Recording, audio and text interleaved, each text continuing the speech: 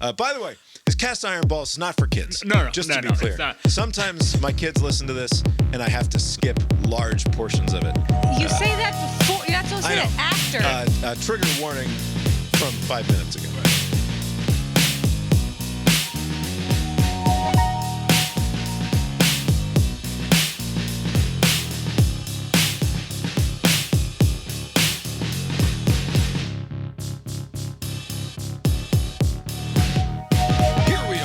Cast Iron Balls, a podcast about sports and the perils of sports gambling. My name is Bob, sitting across the way from my good friend and co-host. That's Abe. How you doing tonight, Abe? Doing well, Bob. Yeah, here we are. Lori's here too. How you doing tonight, Lori? I'm good. I'm fine. Lori's good. She's fine. Tonight is Monday. If you say it twice, you know. She couldn't possibly be lying. October 14th. 2024, Abe. It's crazy that we're already halfway through October. It is. It's an obscenity. How did that happen? I don't know. I think the kid staying home from school for a solid week with pneumonia has shortened the month considerably. Yeah. Abe, you appear to be back in the cozy confines of your one-bedroom Atlanta apartment. That's right. I was in Cincinnati last time we recorded on Thursday. Although, an impartial observer probably, if they'd seen screenshots of you in the fancy downtown not a huge difference. Hotel that you were staying in versus this, you wouldn't. And you're like, which one is homier? I'm not sure the casual observer would say, oh, clearly it's this one. The home is a feeling, Bob. It's not a visual thing. He's right. Home is a feeling. You looked very comfortable in that fancy hotel room. Home is a feeling in like embroidery and put it on the wall. Yes, you have to do stupid like script letters. Home is a feeling, and then put a frame around it and hang it on the wall behind you there. That's right. But actually, in between, it was Thursday when I was in Cincinnati, and then I stopped by Nashville to catch a football game on Sunday, and I'm finally back. I got back last night on Sunday. It was a good, fun weekend. That's quite you decided to drive home on Sunday night, huh? Yeah, I was like, fuck it, I'm not going to stay in Nashville a second night. All right. Did you have fun? You went to the game, correct? We must have a stadium-related anecdote of some sort. So what's weird about this Nashville team, the Tennessee Titans, you know, they have a depressed fan base. I did not know this until I was just kind of talking to them. And on the way to the stadium, the hotel. How could you not know? Think about the history of the Tennessee Titans. Like, what is the high point involves probably losing. Steve McNair against the St. Louis Rams in 2000 or what have you. Yeah, basically that was it. I mean, it was. And then there was that one MVP year that McNair shared with that quarterback from Indy, Peyton. And it's been pretty down since. And now they have a very awful quarterback. The recent highs involve Ryan Tannehill. Derrick Henry. Yeah, they had a Derrick Henry for a little bit. They had the promise of Vince Young, and nothing came of that. But anyways, at the hotel bar before waiting for the shuttle, or just waiting just to get to the stadium because it's set up for people to go to the stadium, and there are a bunch of Colts fans and a bunch of Tennessee Titans fans. And the Titans fans are just like, I don't know, like this fucking team sucks. Like no one has any hope. And it's weird that they're even going to the game. It's like they're almost kind of going just out of habit. Like I saw so many people go to the game just like I guess we're doing this. And they had halfway through the game they had Jelly Roll. They're like, hey, Jelly Roll's here. He's a big Tennessee Titans fan. The man himself. That got the biggest pop of the whole game. Just like, I mean, there was that one pick that Flacco threw that also had a good reaction. But Jelly Roll, they cut to him like 3 times, I think, like during the commercial break. Hey, we're still in it, guys. Here's Jelly Roll. Like it was very like, okay, here. I get it. He's here. Like, why do we keep on showing? I mean, I'm sure they pop him up on the Kiss Cam. They pop him up for whatever other like find the fat guy and make him dance thing that they do in most modern stadiums. Yeah, right? No, yeah, they did not do that. But they're very big fans of his. Again, I did not know he was from that part of the country, but here we are. The fan experience, everybody just kind of just left like in the fourth quarter again. you did not have to come to the game. Like, I know it was a garbage product, but you knew that going in. It's not like it was a surprise. But people, like, with like 10 minutes to go in the fourth quarter, the game is like within a field goal. Very close game. People just leave. Just like, all right, I've seen enough football. I'm going to go to across the river. They're a process-based fan base rather than a outcome-based fan base. They're very mature in their appreciation of the beautiful game of football. I will say, though, and this, I think I feel this every time I go to like a sporting event, especially football, like professional football. The fans are just like extras, like on a television show. Like the whole thing is geared around the people watching at home. They don't care about you. They have like this fucking PA announcer guy. He's like the enthusiasm fluffer. He needs to maintain the enthusiasm of the crowd during the lull in the action when they're showing some fucking Doritos commercial at home. We're not seeing it. That might be better in some places than others. As far as what? The entertainment? The fact that it's not pleasant to be there. Yeah. And it would be way better to be at home. Like, I would hope at, like, Buffalo, Kansas City, Green Bay. I imagine NFL stadium. Teams with, like, a larger following or teams that are more competitive, it's probably different. But, like... Also, like, being at the game in your section with people that, like, because most of these seats are season ticket holders for the most part. Like, maybe not where you were up there in the nosebleeds. Right. But the appeal of, like, when we used to get, my grandfather used to get season tickets to the Falcons, and part of the appeal for him when he had season tickets at the Falcons is that you sort of get to know 20 people in your immediate vicinity because you go to the eight games a season and you sort of watch games with those people, and it's sort of a social event. The more accustomed you get to the folks that are right there in your area. Like, I remember the people that sat around us at Redskins games. Yeah, and that's, I guess, some of the appeal. Right. I wonder if some of the, and I've been annoyed in recent years going to baseball games and finding the PA to be, like, overwhelming in its insistence on, like, not just fan engagement, but just the volume that they are throwing at you. And I wonder how much of that is... Like, is it that loud because they want that as background noise for the television? That can't be it because the people fucking talk over it. Yeah, but it's like it's adding to the ambiance of the background noise, maybe. I don't know. Well, and we're talking about this at the same time that we're going to talk about that LSU game, which, like, how much fun would that have been to be there? When the atmosphere is native to the situation that's happening, when everything is unfolding organically and the feeling is right, then I'm sure it's fucking amazing. But when it's every fucking third pitch, the Braves guy is coming on, or at the Colorado Rockies, I think it was very loud. I do like everybody clap your hands. I like we don't need that every other pitch. It's ridiculous. It's fun. I will steadfastly refuse to ever put my hands together in slapping fashion when commanded to by that truly obnoxious think that if song. I hear that anywhere, I'm gonna clap my hand. Like it's like a Pavlovian thing. I still remember there was one NBA game and they made a note of it, like for the second half or like for one quarter or for a very small period of the game, we're not doing anything. No noise, no music, no clap this.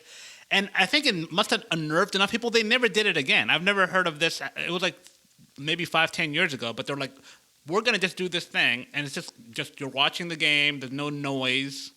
It's like, like we're going to take it back to Hoosiers or something. So I think like it's probably like at this point we're too far along with this that you can go back. I guess. It just seems like too much. Who wants that? Like, who wants to be at the football game where you have to, or the baseball game especially, where you have to shout to be heard by the people sitting in your immediate vicinity? Yeah, that's the and problem. Not because the crowd is so loud and it's enjoying the game, but because they're playing nonsense at full volume. Well, the that's entire why time. I also think I would guess that it's less like that during playoff baseball. And I wonder. I want to go to a game 1 or 2 of a baseball playoff game. Well, speaking of, the Mets are currently up 7-3 in the bottom of the 9th, looking to even the series against the Dodgers. And then we've got the Yankees playing the Guardians in Game 1 of the ALCS, starting at 7:38. The Monday night game, I'm trying to work my way to Abe Live-Bets the Games, is Bills-Jets. And I'm going to there's two things here. One, Robert Saleh was fired, and the Bills are a better football team than the Jets before the head coach is fired, right? At least that is my feeling. So my thought is, do not let Abe live bet this game. It's too easy. He's at 6-7 right now, I believe. He's one game away from achieving 500. Jimmy Carter lost his presidential lock of the week and has fallen to 4-3. We can't be in a situation where Abe's at 500 and Jimmy is sneaking up on 500 himself from the other direction. But then I look at the spread, and it's Buffalo minus 1.5, which is shocking. And the money line is basically even money either way, with a slight edge to the Jets. But that's because, the Jets are going to win this game. Everybody knows this, right? Right. Because you heard it. Isn't this the rally after somebody gets shit canned thing? That the coach, you do it. Always. So Aaron Rodgers is so thoroughly motivated to show that Robert Saleh was a fucking dingus that he's going to go out there and have the best game that he's had in 5 years. He's been holding back until this moment just to show him. Who's even the interim? You know that Robert Saleh has got his bowl of popcorn, and he's rooting for the Bills big time tonight, right? If you get fired, are you watching your teams? Like, if you're a head, I would just go to some island somewhere and just fuck off for like a week or two, just to kind of. Are they doing a Manning cast tonight? They probably are. But you think you're going to bring them on? If they're doing Manning cast, they've got to get Robert Saleh. It would have to be a conditional Manning cast. Like, if they're eating shit, I'm going to come on. But if it's the other way around, I don't want to be around for that. I had a stray thought during the edit of our last podcast. We were talking about Robert Saleh getting shit canned, and how I don't care for Aaron Rodgers. And for whatever reason, the stray thought that I had was, you would be really surprised to find out that Aaron Rodgers is like a really generous lover.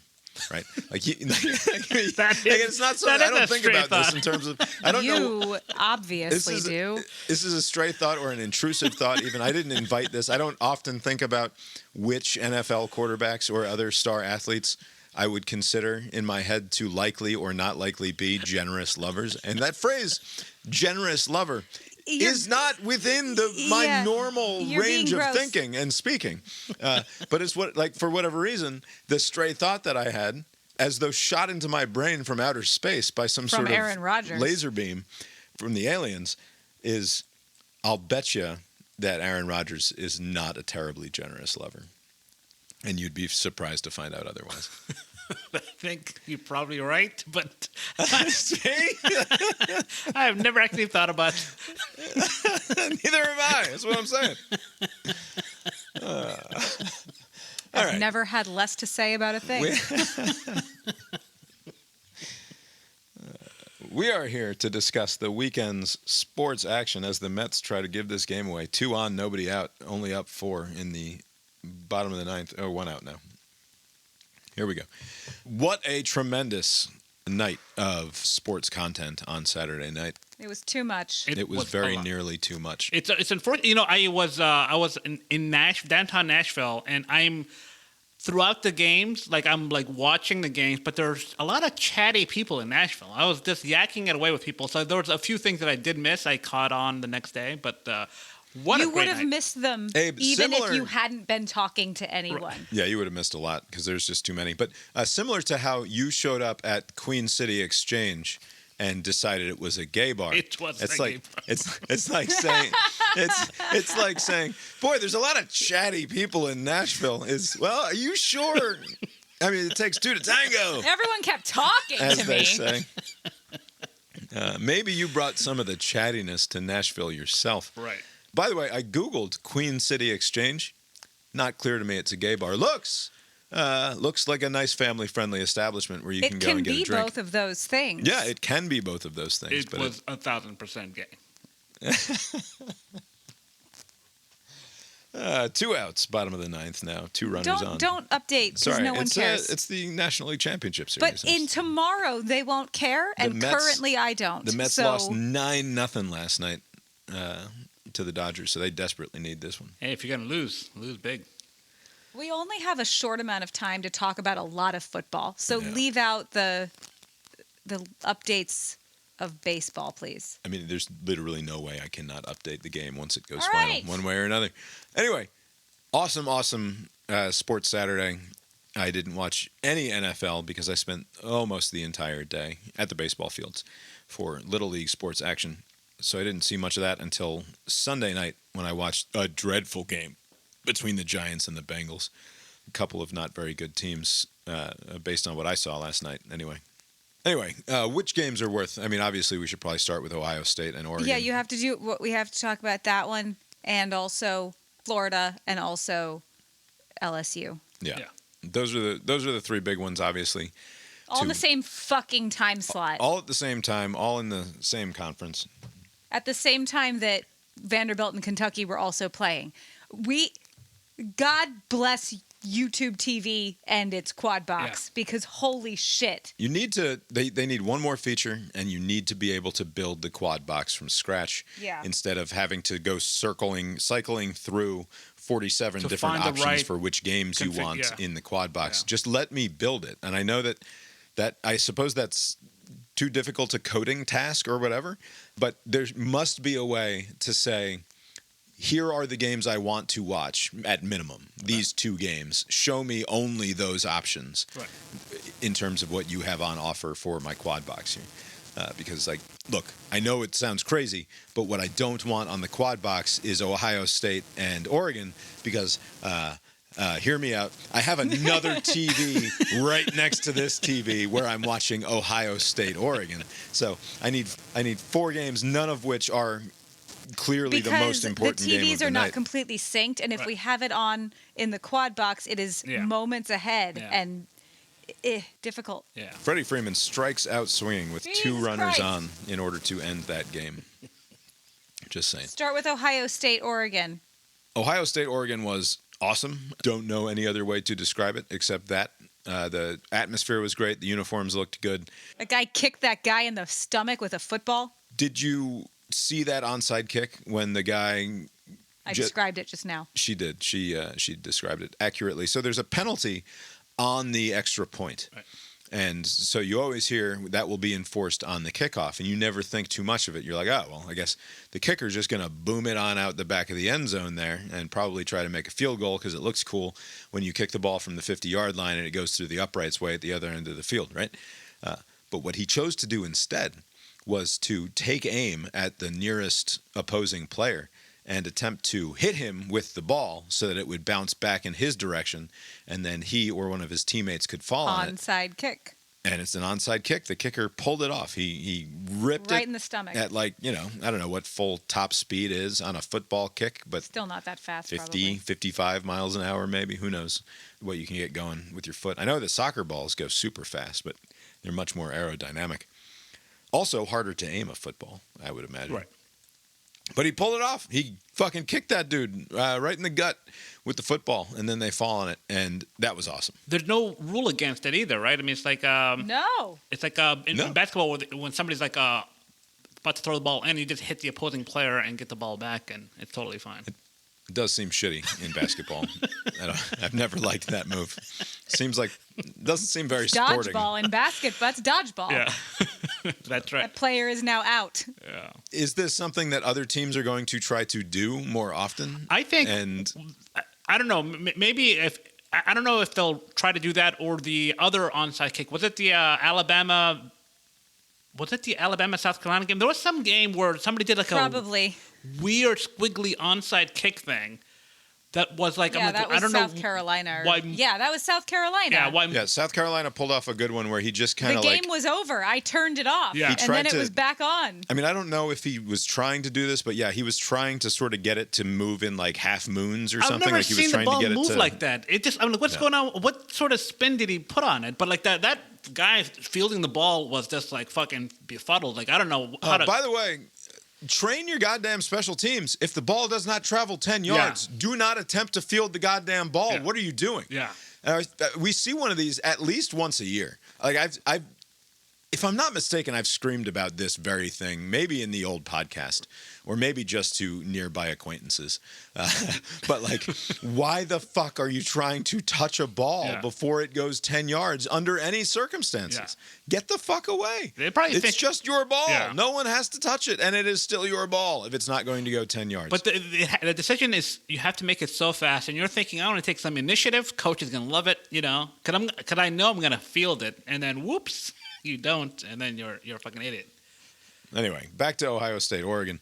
The other thing that happened, by the way, I don't think we mentioned, Oregon won. Yeah. In dramatic and exciting fashion. Right? No. Right out of time. Like he slid, and they tried to call a timeout. So many things went to overtime. Yeah. There was too much football last weekend. There were so many overtime games. That's a good point. I did not realize, even like the garbage games that I didn't even watch until the next day, there was like a lot of overtime games. Anyway, good back and forth game. We don't have to get into the specifics except to say that at the end, Oregon runs 12 dudes onto the field following one of their timeouts. And so the conversation after that was this a scheme by Dan Lanning, the devious Dan Lanning? Who looks like, I've decided, an old-timey bank robber played by a young Gary Sinise, which is not a new thought, but the old-timey bank robber played by a young Gary Sinise, Dan Lanning. Similar.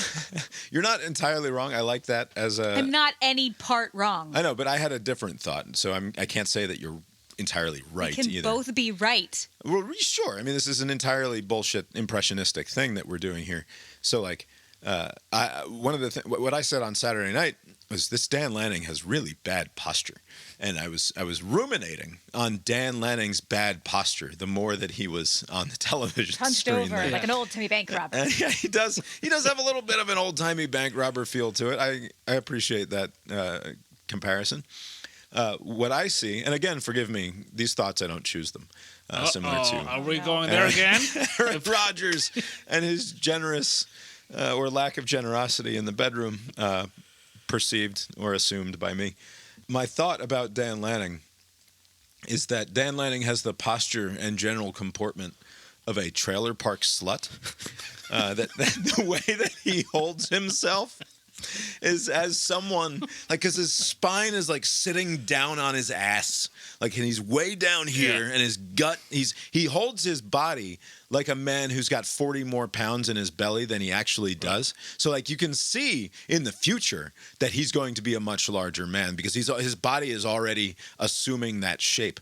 But also, there's something dirty about him. Like, Laurie's getting criminal vibes with the old-timey bank robber. But his head sinks down into, because it's not just his lower back that has the bad posture. His upper back and neck has bad posture too. So his head is like sinking down into his chest a little bit here, and he sort of has a little bit of an underbite, so that he's got a little bulldoggy face where the bottom part of his face sticks out from the top part of his face, and he looks like a trailer park slut, like someone who really enjoys sex, but it's really kind of gross to contemplate it.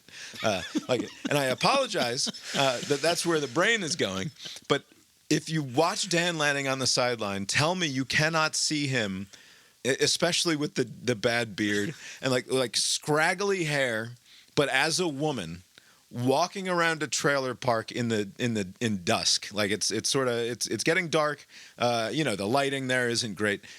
He's got a fucking open beer in one hand, just walking the gravel path in between a few trailers, and like Dan Lanning has just been plowed by Larry in 13A and is probably on his way down to 19C to give it another go. Like, that's what Dan Lanning looks like. I did not have... by the way, this cast iron ball is not for kids. No, just to be clear. Sometimes my kids listen to this and I have to skip large portions of it.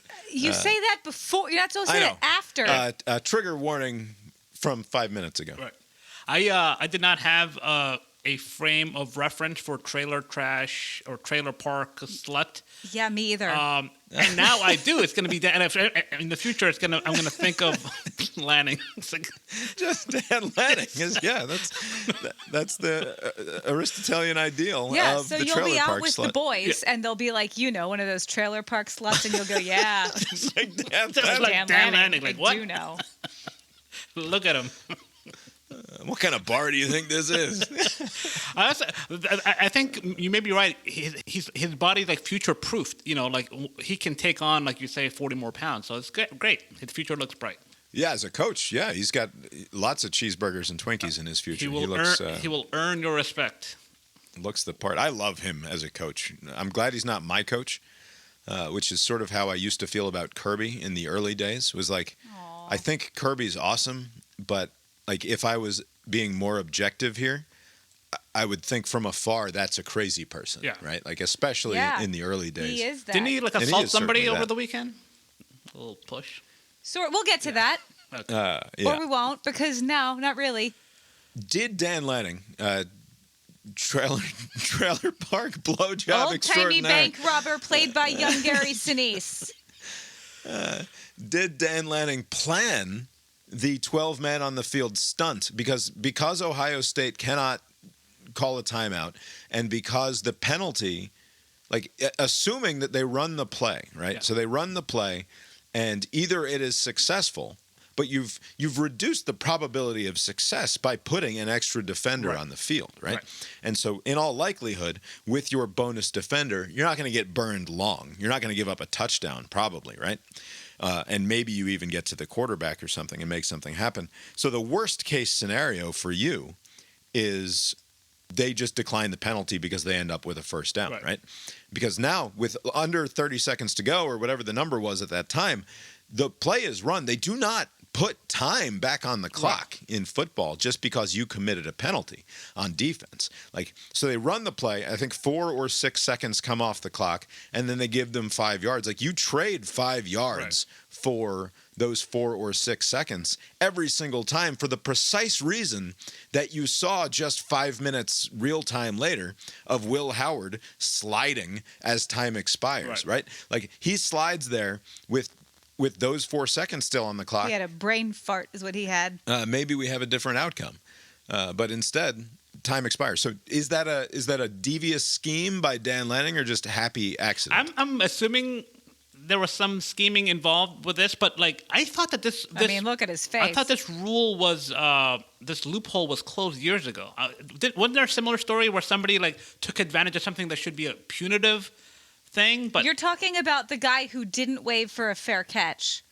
Maybe, but it was like it was a time. But he stood there innocently as though he had waved for a fair catch, and then caught the ball and like hung out for a few seconds as though like the play was over, and then took off. Yeah, there was that. There was also That's like the quarterback who did like I'm gonna take the fake slide. But the one that I'm thinking of, I don't have it in my head, but it was a time component like this, where basically like the advantage was that it was burning time, the clock. Like basically, fuck it, we'll take the penalty, or they'll decline the penalty. It was something similar to this, but I thought they closed this loophole. But in any event, I don't know if they're gonna close that loophole now. Like, I mean, you wouldn't want a team to be benefiting in this way. And certainly, like the fact that it worked, whether it was a scheme or not, you would expect to see this sort of thing happen more moving forward, and that they would then, therefore, some way or another, faking all of the injuries. So, but how do you close the loophole? How do you punish it? Do you just put the time back on the clock? Because like there doesn't seem to be any other way to. You know how they. If make it a 15-yard penalty instead of a 5-yard penalty? Want you. I think I got this right. They won't let you run the play if you have 12 men on the offense, right?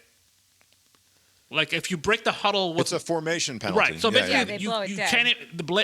You can't even start the play. So maybe that'll be the way to close it, like under 6 minutes or whatever, or maybe it'll have to be something like that, like under 4 minutes. Like it's a penalty pre-snap. You can't get the seconds. Well, except that it's sort of like, do you always want the offsides call blown? Because that's an advantage to the defense, right? He has achieved the neutral zone or further. Yeah. And now that the advantage is on the defense side, do you want that blown dead? Well, no. You want the opportunity to take a shot downfield because it's a free play at that point, right? So the 12 men on the field is also a sort of free play. If he hits a long one there and they take a lead, they're not sorry about it. They're fucking glad that the play wasn't blown dead. Yeah, that's a good point. And maybe this is like the least bad option, and maybe they'll just keep it as is. I assume the coach is not going to come out. I didn't hear his post-game, whatever. They're not going to come out and say we did this on purpose, right? They're going to be a little like, oh, what? No, they would be coy. Just obviously. Happened. Yeah. Jumping in here during the edit for a couple of reasons. One, as we were getting started recording last night, Dan Lanning was doing his Monday press conference and came out and basically admitted when asked that he did, in fact, do that on purpose. Here's a clip of that. Much of the commentary world has decided and struck you as a genius, Dan, for the 12-man penalty and declared that it was intentional. Was it indeed intentional to induce the throw one-on-one against Jabbar in that spot? It wasn't one-on-one. We actually had a safety on top. So there was so it's called dog. It's when you play, but he wasn't in extremely tight coverage, but he was in dog coverage where he had safety on top of him. And there was a timeout before that. We spent an inordinate amount of time on situations. There's some situations that don't show up very often in college football, but this is one that obviously was something that we have worked on. So you could see the result.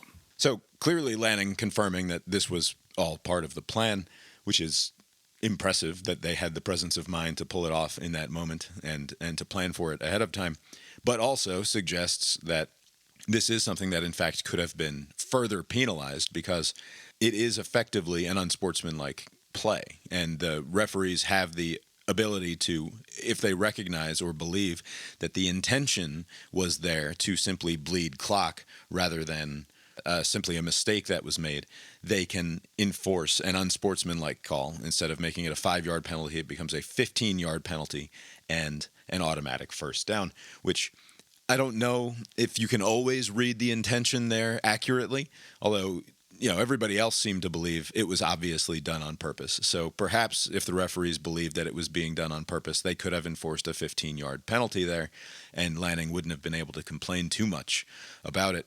I think it was 2nd and 25 with 10 seconds to go when they pulled this off, and the play cost 4 seconds to Ohio State, who certainly did not want to burn a timeout in that situation because they only had one left. And so calling the timeout there would have made it increasingly difficult for them to get the field goal unit on the field if they had achieved the yardage necessary to potentially kick a game-winning field goal. I think what Abe was talking about when he was referring to somebody trying to waste time or save time to fuck with the clock in some way was a Mike Vrabel thing from a few years ago when he ran 12 men on the field on defense in order to get the play clock to stop to save time for his offense eventually. They have tried to mitigate this sort of thing, but it seems like the only way to truly solve it is to do some mind reading of the defensive team's coach and try to figure out if they believe this was done intentionally in order to waste time or save time one way or another, then to throw the unsportsmanlike penalty flag and increase the penalty and give the automatic first down. But whatever, probably it was not in Lanning's best interest to reveal last night that he did in fact do this on purpose, because there will be more of a kerfuffle about it, given that this is clearly not exactly sporting, not within the spirit of competition to run 12 dudes out there in the hopes that you're just wasting time ultimately. He probably should have played it coy, as I and Abe suggested that we thought that he might, and instead he just comes out and says, yeah, I did it. Anyway, all right, back to the rest of the show. But an awesome game. Ohio State ends up, what are they ranked now, 3rd in the newest AP? Yeah, they went from 2 to 3. They went from 2 to 3. Doesn't matter. Oregon takes over number 1 and is now certainly in the driver's seat in the Big Ten. None of it matters. Well, I mean, it matters just in terms of who's going to make the championship game in the playoff. I can't care about the AP poll. I care about the college football playoff poll. Which, by the way, do you know when the first college football playoff poll comes out? Next week or Shouldn't it be around something this crazy? month? Like it's sometime this month, right? It's November the 5th. So we Crazy. have the first college football playoff poll on Election Day. It's coming out on it. good. And Wow. then the national champion is going to be crowned on Inauguration Day. That's right. This is disgusting. How about Is that? this not college football doing everything in its power to displace the culture of American politics? I mean, I would hope so. If that's it, then good.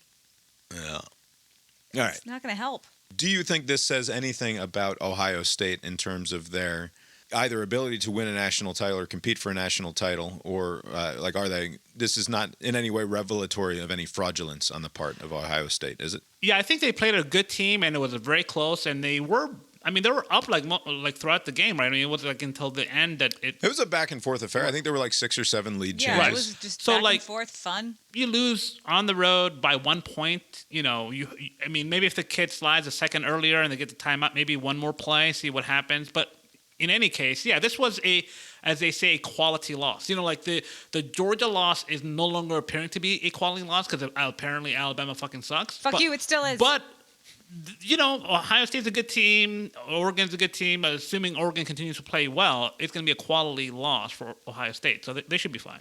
Yeah.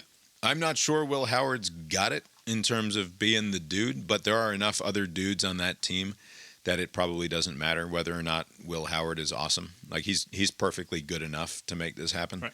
And I feel much the same way about Dylan Gabriel. Like he was by no means perfect, but they played a good enough game. And it's what you want out of college football. You want this fun, high-scoring, back-and-forth affair that is largely well played and obviously well coached. Although I will say, what is this? Ryan Day is now 1 and some larger number than 1 against top five opponents. Like he's not been great in big games. And who knows how much longer Ohio State is going to put up with that, given Michigan having won a national title last year. All right. The other game at that time slot that was fairly fantastic was Ole Miss and LSU. Another back and forth affair. Actually, not back and forth. Not. LSU, I mean, it felt the momentum of that game felt very much yes. back and forth, but the score did not exactly reflect that. LSU did not lead in this game for a single second. Yeah. Which is only achievable when you either win on the last play of regulation or win in overtime, as they did. Ole Miss, their win probability, I know this is a bogus ESPN metric here, but No, I like it. their win probability was in the 90s, 94.7% with like 3 minutes or 2.5 minutes left in the fourth quarter. Like they were doing great until they weren't. Yeah, what if I told you I had a $10 bet on Ole Miss along with 5 or 6 other games that would have netted me $190? And all I needed was for Lance Kiffin to not fuck it up. You should stop relying on him. He doesn't care about And I you. swear it's like the 5th or 6th time in just the last couple of seasons that Lance Kiffin at Ole Miss has cost me a parlay at the end of my gambling night. Like it's happened multiple times. That because specifically because they play night games in a time zone a little bit further away from us. And so they are frequently going to be the last game in my set of parlays, and he's fucked me like fucking 6 times. Yeah, and it's starting to get Is he really a generous annoying. lover? Lance Kiffin? Yeah. I would never think of it. Oh, you wouldn't? Give it time. It disturbs me. It disturbs me that now you are thinking of whether or not Lance Kiffin is a generous lover. I think you're thinking about it. You Not. you should have jumped dislike off him. the bandwagon of the Lance Kiffin. I mean, I've never been on the Lance Kiffin no, he's bandwagon. not on it. I think he sucks. I think he's. It's on your parlay. But Yeah. I don't allow my feelings about Lance Kiffin to cloud my judgment when So I'm making this is a why gambling decision. gambling is bad. Because it would have been so fun to be so happy at the outcome of that game. And instead, we had to be a little disappointed. Oh man, I was so sad. I was so bummed when When all those LSU people who hate him as much as anyone does got to, in their stadium with the new fancy lights, got to sing their songs. A tremendous atmosphere. It was foolish of me to bet against my clear rooting interest, which is for LSU to be awesome at home in an exciting game and then beat. But that's the other thing is I don't fucking like Brian Kelly either. No, but he'll be gone soon enough. Yeah. Like the people are who coach that team now. Ole Miss tried to save my bacon by hitting like a 57-yard field goal in overtime. So the first couple plays of overtime, like, oh no, let's go backwards. I know we're at the 25, but why bother going forwards? Let's instead keep moving this whole piece of leather in the wrong direction. And then the kicker comes out and hits a 57-yarder, which was fucking awesome. I was like, yes, we're going to be just fine. They're going to hold him. LSU's going to kick a field goal here. And before I could even finish the fucking thought, on 1st and 10 from the 25, they score a touchdown. Right. Like, well, so much for that. But a fun game. And again, Lori's 100% right. I should not be gambling against my enjoyment interests because it did. It soured what should have otherwise been just a purely joyful moment. So fun. And it was instead sad. Yeah. Just a brief aside. I think last week we were talking about how only the shitty teams will storm the field. Like, the SEC conference has this goofy rule about like if you storm. We didn't say shitty. I guess I thought, only like bad teams will, because it'll be like, I can't believe we won, right? But this weekend, good teams are storming the field. I was like, maybe I was wrong about that initial thought. Like, maybe it's just like if it's like a dramatic finish is what does it. I think that the rule is they have to be ranked above you. Okay. That's a good rule. Like, significantly. Not like 2 and 3. Like, significantly above you. Oregon stormed the field. I know. I disagree with Oregon doing that. LSU, it was also some anniversary for them in that stadium. They were celebrating 100 years something or another. Yeah. And against a rival. Right. So, like, Oregon, Ohio State, they haven't played much. But Oregon and Ole Miss have been playing forever. So, that's appropriate. That was the second biggest win in Oregon program history, probably. Fine. Right? That was a rather dramatic thing for them to manage to pull off. Good for them. I don't love it, but I think in terms of the moment, it makes sense for Oregon to have stormed the field. Sure.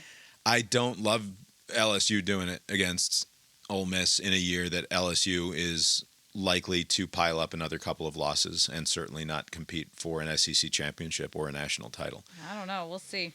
It suggests an impoverishment in the expectations of LSU people, I think.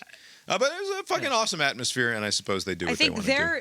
LSU is currently the only undefeated team in the SEC. That can't be right. Texas A&M. And Texas. Who do they play? Arkansas A&M, Arkansas A&M, Alabama, Florida, Vanderbilt, Oklahoma is their remaining schedule. A&M is 3-0 in conference. LSU, Texas, both 2-0. Okay. All right. And then the other game at that very moment that was going on was Kentucky and Vanderbilt, as we'll discuss in the CIB. Florida. Oh, yeah. Florida-Tennessee game was also happening in the evening. It was too much. Tennessee is a bad football team, as it turns out, evidenced by both this game against Florida, but also recent outings that they've had. Because Florida is a bad football team, and they should have won. Held Tennessee scoreless in the first half and probably should have won. This is the second instance this year of an SEC coach deciding that discretion is the better part of valor, and he would rather lose than win, or than potentially win a game. He does not want to work there anymore. Mark Stoops earlier this year decided to punt on 4th down from midfield with 4 minutes to go in a football game, and ended up losing a game. And then in this instance, Florida led for much of this game and then lost their starting quarterback, and they had to put the new kid in, and the new kid looked like fucking dog shit. The freshman is not ready for prime time, and it's very clear. And Florida, perfect timing. Yeah, Florida was not ready, was not going to be able to win this game. And then they miraculously, kid makes one good play in the entire 2.5 quarters or whatever that he's in this game. And you're like, okay, now we play for overtime? No, he hasn't done shit all goddamn night. Right. You tied this game miraculously when you thought you were dead in the water after being in control of this game for much of it, because you were holding that Tennessee offense completely in check. And then Tennessee comes alive. They have all of the momentum. Then you make a miraculous play at the very end of the game.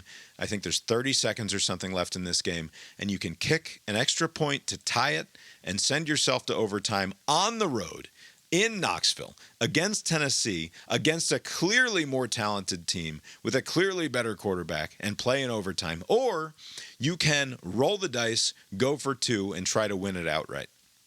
And you choose to kick the extra point because you do not want that job. If you wanted that fucking job, you go for 2, you win the game, and you ride the bus back to Gainesville or get on the plane back to Gainesville, whatever the fucking situation is, and you say, yeah, come at me. Right. I'm a man. I won this game in Knoxville. You're going to fire me now? Go for it.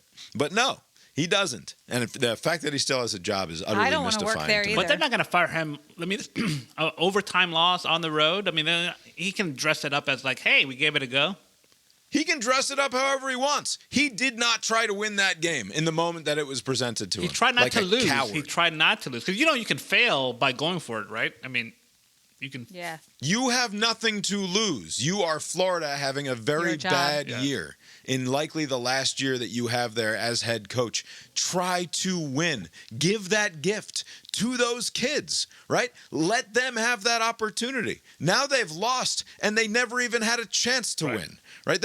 You went to overtime in Knoxville against that team. You're not fucking winning. I don't care that the metric says it's basically a coin flip at that point. Bullshit.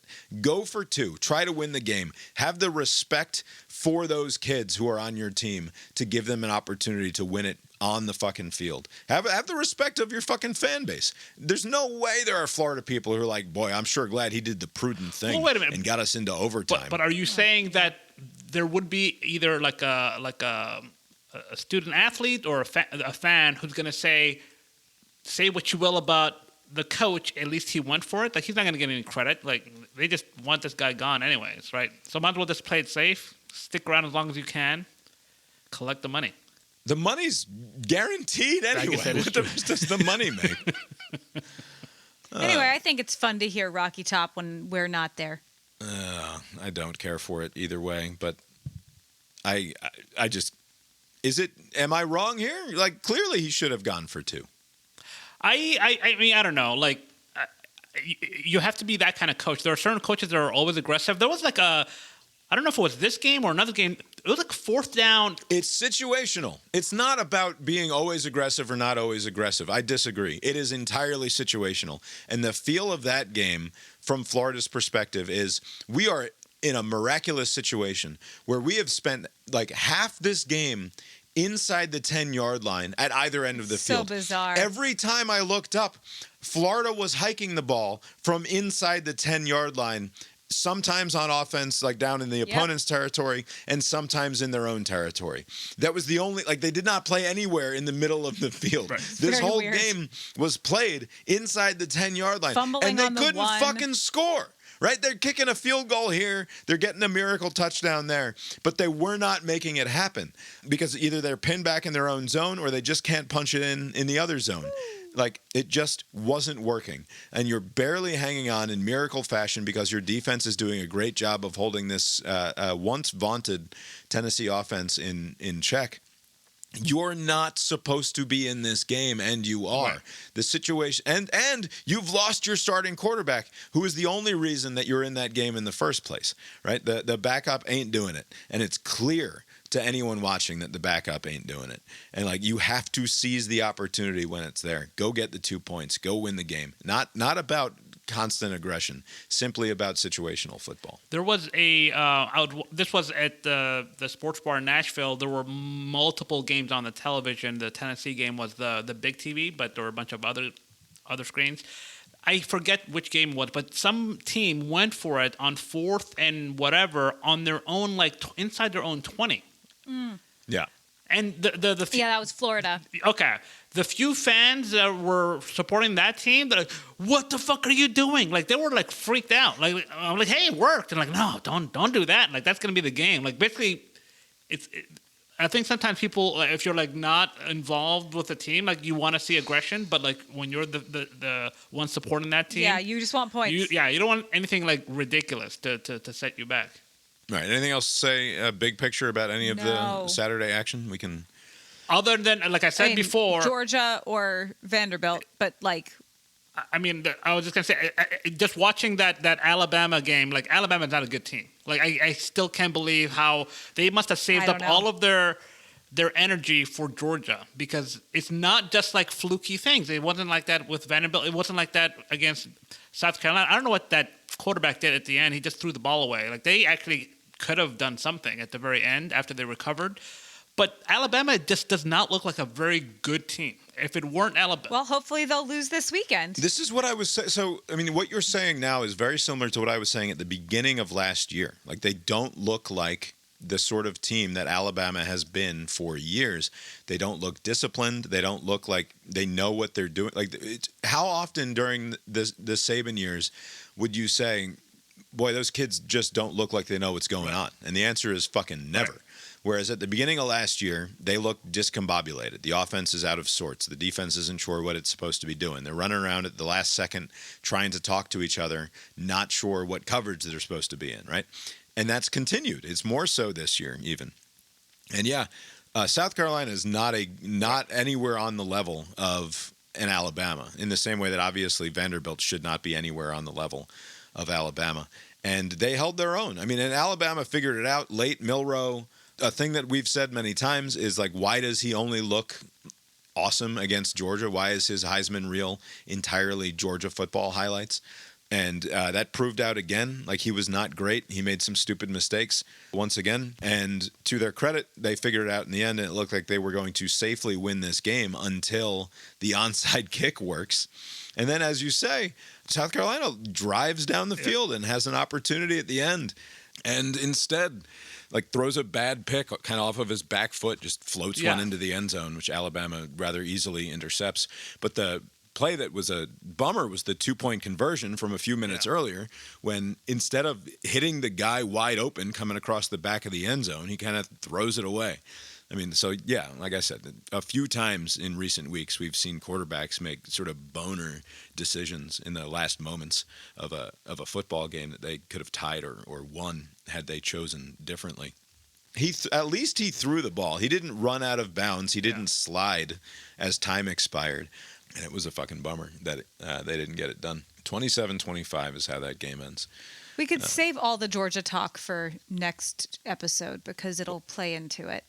Because we'll talk about that. We're going to talk about Georgia, Texas so much. Yeah, I know. But I want to flush Mississippi State out of our system, as no doubt the real Bulldogs have as well. The Bizarros come to Athens, and a football game happens.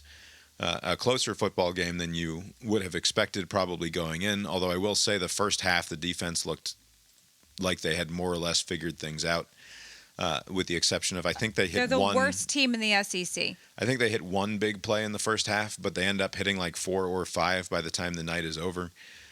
This Georgia secondary is almost shockingly susceptible to the deep ball. It's no small thing that 3 of the starting rookies in the NFL were in Georgia's secondary last year. Yeah. Like that, I hate when they bring up who's not here, but like all one sort of position group, like that's a big difference. That's not, we miss Brock Bowers. Like, shut up. But it's no small thing. Carson Beck throws for nearly 500 yards. Have you ever seen... Have you ever seen a stodgier 500 yards of passing offense than what you saw out of Carson Beck on Saturday? Like that suggests a high flying and exciting football game, and it was not that. It was a chore to watch. 90% of our fucking throws are behind the sticks. I swear to God, that math is not accurate, but it feels like 90% of our throws are thrown at or just behind the line of scrimmage. And I know they say, well, it's part of our running game. It's like somebody needs to explain to Mike Bobo that if half or more of our throws are behind the sticks because it's part of our running game, and then also you're doing actual running plays for half of the plays in order to maintain balance, then you're not doing balance. Right. That's not how balance works. Instead, 3/4 to 80% of your offense is fucking slow-moving, slow-developing running game that moves the ball 3 and 4 yards at a time at absolute most. When what we've seen out of Carson Beck and out of the rest of this offense is that when he is permitted to throw across the middle, when he is permitted to throw downfield, he can make shit happen, right? Which is how you end up eventually with nearly 500 yards in passing offense. We're going to talk about the Kirby thing real quick. I'm so frustrated by the fact that it seems like 75% of Carson Beck's throws are fucking bubble screens to wide receivers. What are we doing? Because those dudes do not have the ability to, either our other wide receivers cannot block, or the guys who are receiving the passes do not have the athletic ability to get around the first contact, right? So in most screen situations, if you cannot break after first contact, you're probably in big fucking trouble, right? Because you're never going to have numbers on that side, mostly. It's going to be evenly matched for the most part. You've got to beat a guy, and we do not have guys who are frequently beating guys. And the coaches know this. It's on tape. They watch the practice, and they still call these plays. It is bizarre. I've seen other teams also call these kind of weird plays. I don't know if it's like some sort of inside joke with coaches, like let's run these goofy, pointless fucking behind the line of scrimmage. I hope that's what it is. Passes, because like there's no other explanation. I see it work once in a blue moon, but it mostly just kind of fails either because, like you say, the blocking isn't right, or the defenders get past it and they can't shake off the tackle, and it's a pointless play, and it just sets you back. We ran a slant for a touchdown last week, not Mississippi State. Auburn. It was either Lawson Lucky or Dylan Bell. I don't remember. I think it was probably Dylan Bell. But like it's sort of like earlier in the year, I commented on a play action pass that was successfully executed for a long gain down the middle, and it stands out because this offense does not run slants, which is fucking crazy because Beck is very accurate and he's very good at timing routes and like run the fucking slants and the crossing routes, use the middle of the field. It's what he's good at. And instead it's just a drop back and in less than 2 seconds to the fucking wide receiver in the bubble screen. And then we're on to the next thing. And it's like, I'm sorry, it's just not fucking working. And it's not going to, and I know we're going to talk about Texas on Thursday. This will not work against Texas because maybe that's why they've been doing it. Texas is going to throw the ball down the field and exploit us in similar ways that Mississippi State did this weekend because they have far superior quarterback and wide receiver play than Mississippi State does. And we are going to be in a situation where we are trying to keep up with them. Saving that for Thursday. And 40 fucking bubble screens and 30 runs up the gut is not going to do it. Yeah. I know this is a Thursday topic, but it's not looking promising early, that matchup. Yeah. All right, let's go to the CIB Pick'em recap. Oh, what a great week. What a tremendous week for almost all involved. Abe, let's just acknowledge Abe is the highest score of any individual week so far. By the way, in the CIB Pick'em contest. Stupid fucking Oklahoma. You know, I tried to ride the Lane Kiffin bandwagon, and I got off it, and I jumped on the Vanderbilt bandwagon. That's working out pretty well.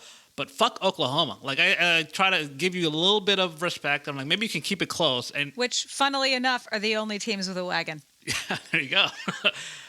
Texas, Oklahoma was not close. That first quarter was disgusting, though.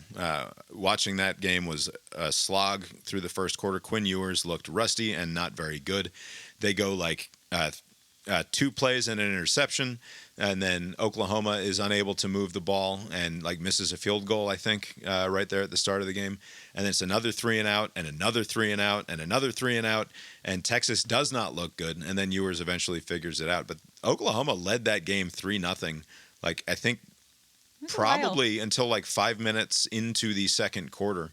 And yeah, I was like, man, Abe nailed this one, much to my surprise. Then it just slowly fell away.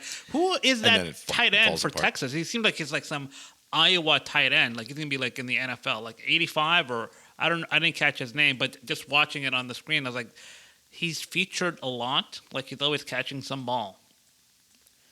Yeah, I don't know his name either, but I'm sure we'll get to know him with depressing familiarity. Keep an eye on him. Yes. Yeah, so that's the only one you missed. You missed Oklahoma plus 14.5. They end up losing by like 30 or something.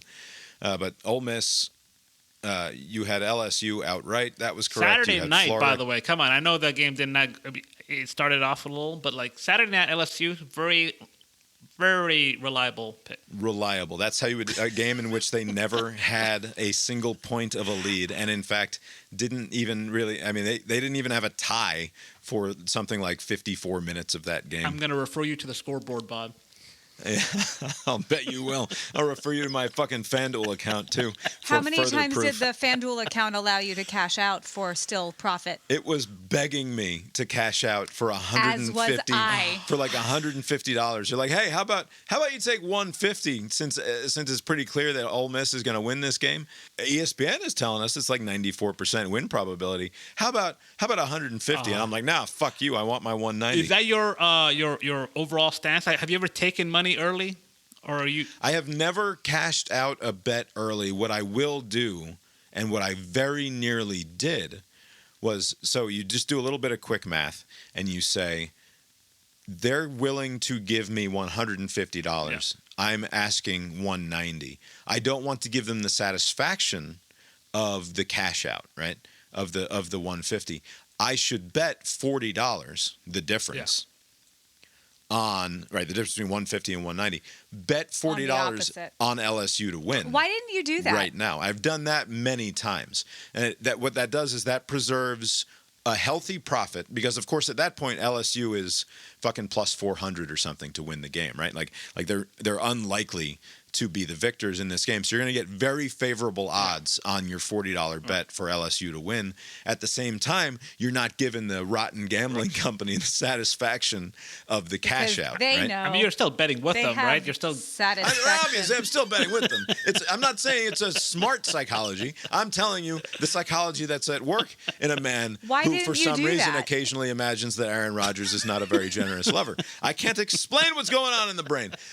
I should have bet. In hindsight, with clarity, I should have done the thing that I've done many times in the past, which is to hedge basically and say, I will bet this $40 on LSU to win, and then I'm still going to make the $150 in profit because the point here is even like, and that's what pisses me off about it in hindsight is I don't care about the $190, and I certainly don't care about the $150 because it was just a $10 bet.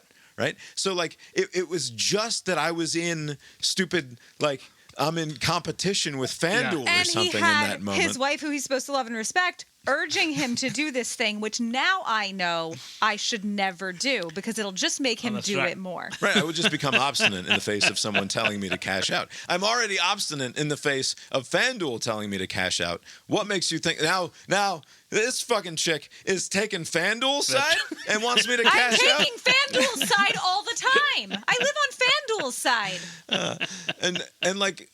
Somehow I was clouded in my reaction to the situation. You can't marry a corporation, but if I could, it would be FanDuel. I should have bet the $40 on LSU, and I'm ashamed that I'm not ashamed that I didn't cash out. You should be. I'm ashamed that I did not bet the $40 on LSU to win the game.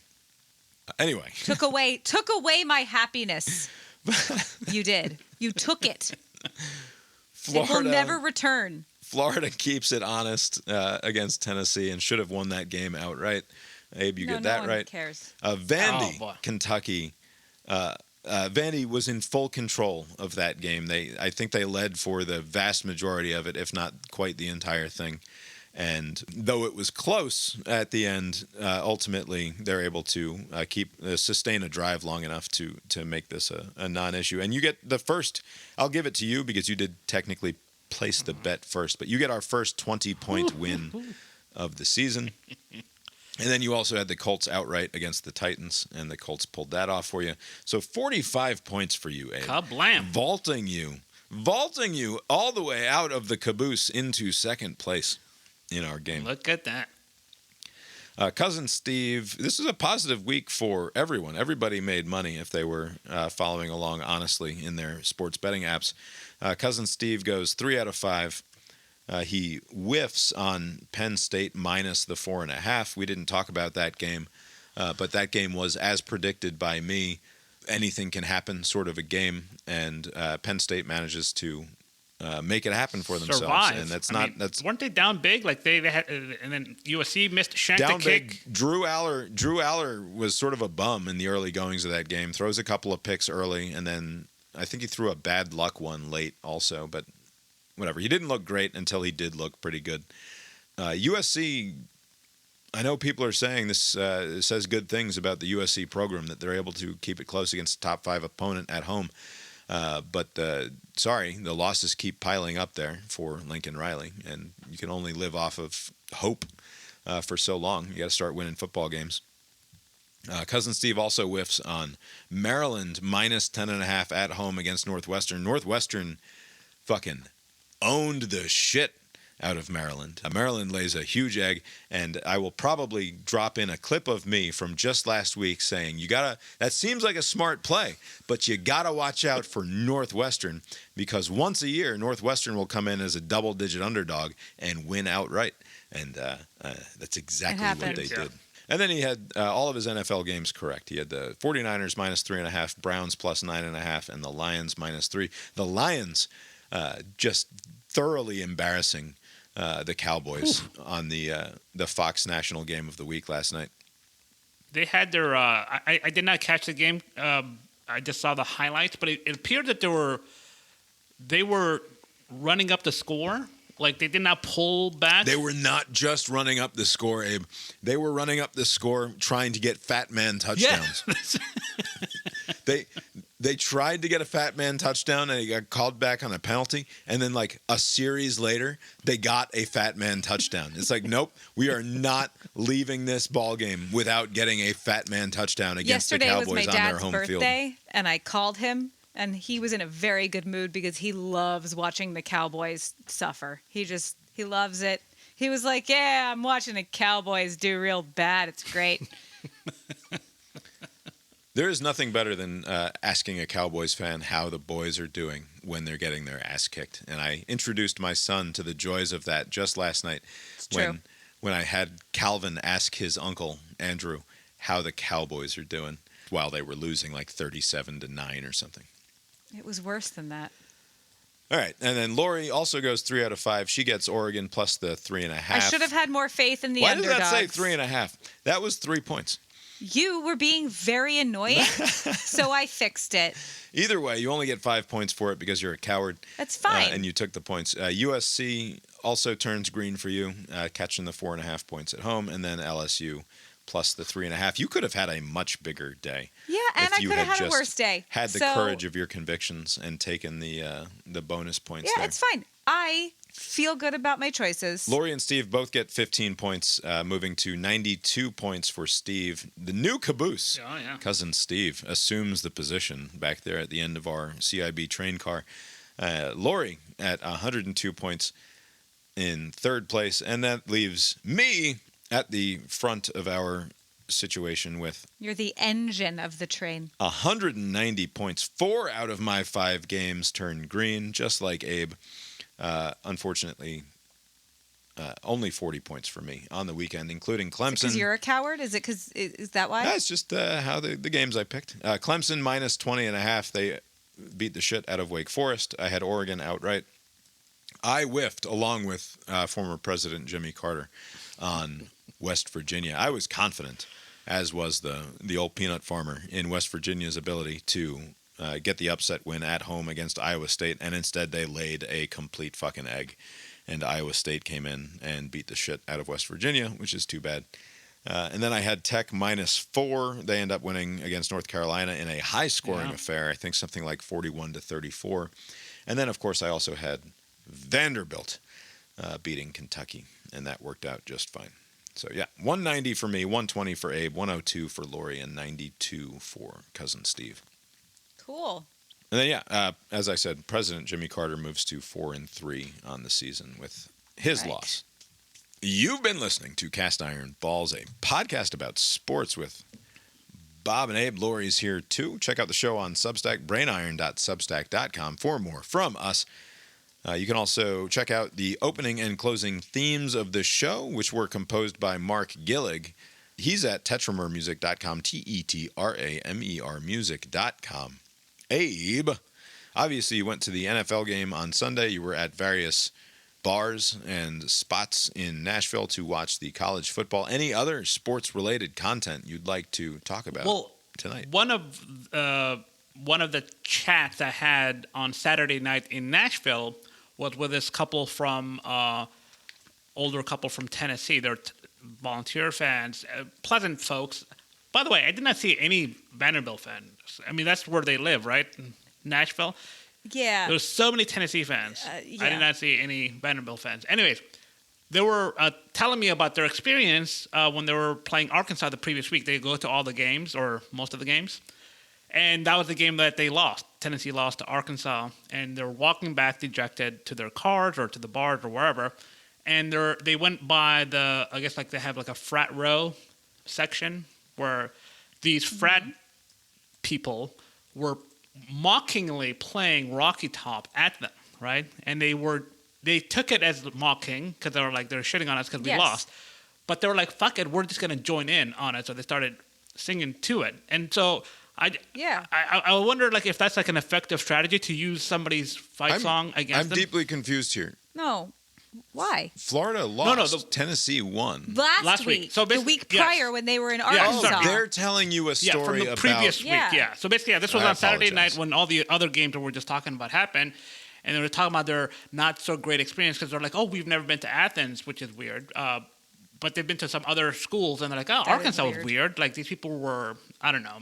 As soon as they won, they were behaving weirdly. And one example. But that's the thing.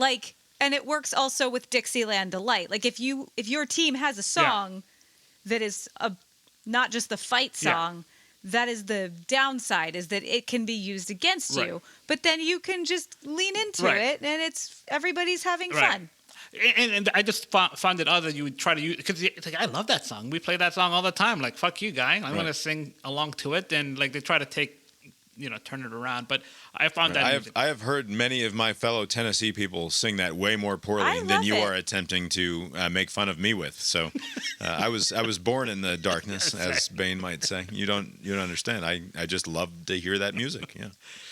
I wonder if it's like for those people. I used to have this theory that one way to identify, this is not a fail-safe way to identify a perfect song, but one way to identify a perfect song is that if you hear some no-account busker on the side of the road with an out-of-tune acoustic guitar playing a song and you cannot help but love it, even though you know it sounds like shit and this person cannot sing or play, but it still calls up in you the same feeling that the original song does.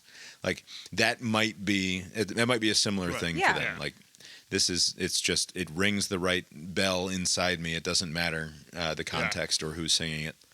Good people though. I mean, I've small liked sample all size the Tennessee, is all I'll say to that. Yes, but Tennessee fans are good. Yeah, they're. I mean, all the people that went to Tennessee that I was talking to, they were pretty cool. Even the Florida people were fine. This is September 29th, 2012. A conversation in full. This is from my Facebook wall. Gentleman inebriated in a Tennessee orange polo shirt as a greeting. Quote, volunteers only suck hot whores' dicks. This was to me. Volunteers only suck hot whores' dicks. Kids, leave the room, please. My response, oh yeah? The gentleman in the orange shirt, yeah, we ain't no faggots. And I said, I don't think I know what that word means anymore. To which he reposted, Tennessee means Rocky Top, bitch. And I said, we're not even having the same conversation. And he said, we're going to lose tomorrow, man. God fucking damn it. And I said, yes, you are. Have a nice night, dude. Drink lots of water. And he said, fuck water. And then he walked away. We won that game 51-44. Oh, man. Oh, it sounds like a nightmare game, 51-44. It's a lot of points. A lot of points. 2012, 2013 was a fun time to be a Georgia Bulldogs fan. It must be said. It's okay now. Anything else, Lori, sports related that you wanted to chat about? Got to make it quick. One of the girls that I work with and I teach how to do hair doesn't have a car and lives close to my house. So sometimes it makes sense for me to give her a ride home. And she's a refugee from the Congo, I think. Very, very lovely, very sweet. And last week, I needed to listen to the college football podcasts, and she needed a ride home. And I was like, do you need a ride? And she said, yeah. And I was like, your payment is listening to a college football podcast. And she said, oh, of course, whatever. And I thought of how a funny story would be is like if our ride was longer, Right. if it were daily, and every day I played all of the college football podcasts for her, and decades later she's this like diehard college football fan and knows a ton because like her introduction to America was just college football podcasts. She can just talk like Josh Pate for 45-minute long stretches she just becomes without interruption. really good at discourse about college football. And then she caught the gambling bug, and then her life spiraled out of control. No. Yeah, maybe. Probably not. She's Jehovah's Witness, I think. Oh, okay. See, there you go. Religion is useful. Abe, have you got anything else for us tonight? Nope. Well, I guess that's all we've got for you tonight then, and we will talk to you next time. Later. There's a desperately sad moment at the end of the article where he walks in from outside with like a pan of meats that he had been grilling on the grill, and he says something to the kids about like, knock it off, you're being brats to each other, and the kids ignore him, and then mom pipes up and says something to the kids, and they immediately shut the fuck up. And it's I wonder what that's like. It's presented as they've lost all respect for me because of the gambling thing. I don't think that's it. That is what the implication. Okay, well, but they've never listened to me, and I don't gamble. I know. So. I'm just saying. In Are the they article, suggesting it's that presented as the guy believes that his kids don't respect him anymore because he had to explain to his son, who's a teenager. He was coming out to find his old man, like out in the garage, and his dad is he's fucking weeping, sobbing his balls out because he had lost a parlay on the Phoenix Suns, and he had to convince his son that he was sad simply that the Phoenix Suns lost, that he really wanted them to win. Well, I agree. Gambling's dumb. Oh, man. That's got to suck. It seems kind of random who becomes addicted, though. Yeah. So many people play, and they're doing fine. It's not random though. It's in the genes. It's Yeah. The not so bogus future, Bob. There'll be some sort of test to say, "Oh, don't even bother with this. You have a 80% likelihood for becoming Those are the a degenerate." people who are going to do it. Who do you though. think wants to do it? Me. I bet you I won't be addicted. Yes. No. Like the odds, though, I probably will be fine. Yeah, I'm the 20%, not the 80% that will get it. Yes, that's right. Can't win. All right, start your show. I said, when you are a Christian, if something hard happens in your life, you know what to do. Oh. This was in response to some college football talk, or she just No, is just letting No, this I was overhearing of her wisdom. talk with someone else. Proselytizing on the She's job not. No, sounds that's like the thing. what she's doing. She wasn't. She was just saying, like, that's the thing. It didn't seem at all like proselytizing. She was just saying, like, what she likes is that if something is hard, she knows what to do. Right. Utah, thoroughly owned by Arizona State. The Big 12 is such a disaster. Colorado very nearly pulls it off despite Travis Hunter going out. Yeah, that sucks. Fucking, what was the other one that was worth? Oh, Illinois. Purdue is up like fucking 3 scores or something, and then ends up shitting the bed. And Oregon's playing there on Friday. Short rest. I think Oregon's going to be just fine. I know.